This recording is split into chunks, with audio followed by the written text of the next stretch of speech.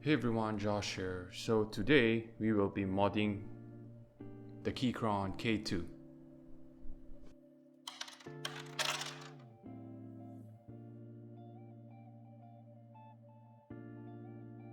Alright, let's start with the switches.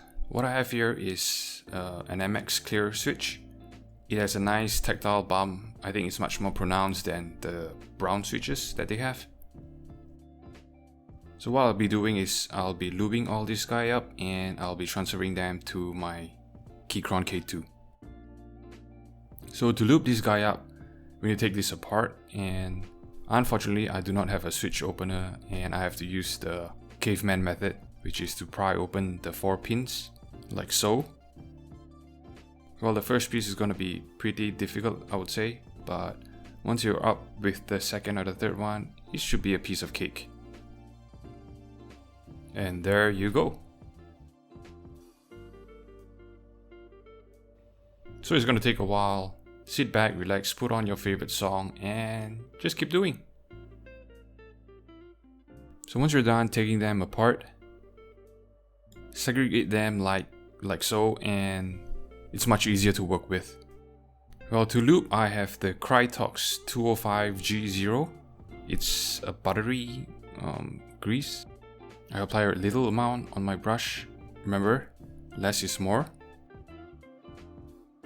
So what I did was I brushed once on both slider, and then the area where the spring will sit, and the tiny hole where the stem enters.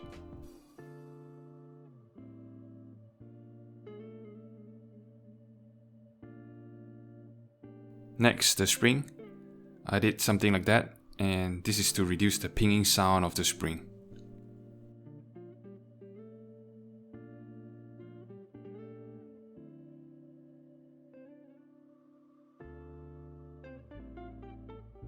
So what I have here is a tactile switch. With tactile switch, you do not want to lube the legs, else you do not have that tactile feeling anymore. Otherwise, just lube a thin layer of lube around the stem and the inner part of the stem too. Place the stem back into the spring and you're almost done.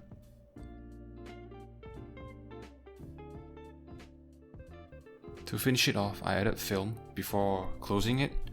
This is to ensure that they do not wobble and they are intact, as compact as possible. This will also make your switch sound nicer without that hollow feeling, if you know what I mean. I'll show a sound sample test. The Gateron Blue, the stock MX Clear, and the Lube MX Clear.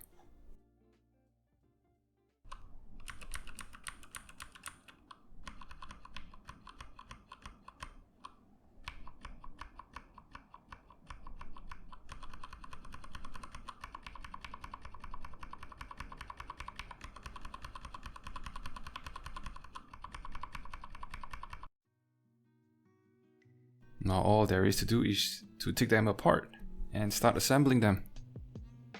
So to make the keyboard sound a little bit more compact, a little bit more well built, what I did was I cut tiny chunks of felt and put it under the PCB so that it absorbs all the pinging sound. Also, what I did here was I snip off the legs of the stabilizer. This is to avoid the legs from hitting your PCB and any unwanted sound.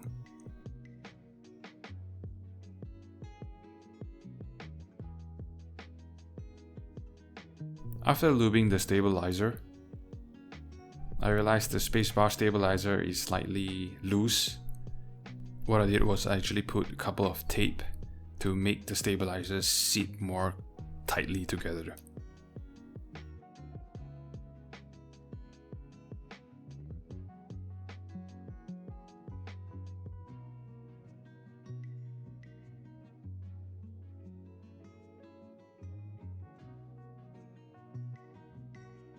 Lastly, just reassemble back them together and to the sound test.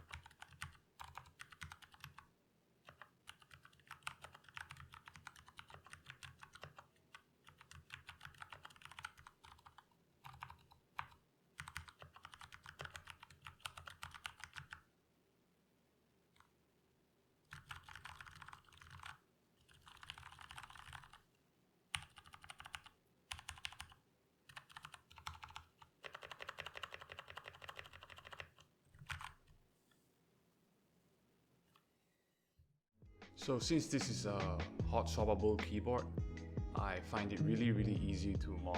So hope you guys find this video helpful for you guys, and I will see you in the next one.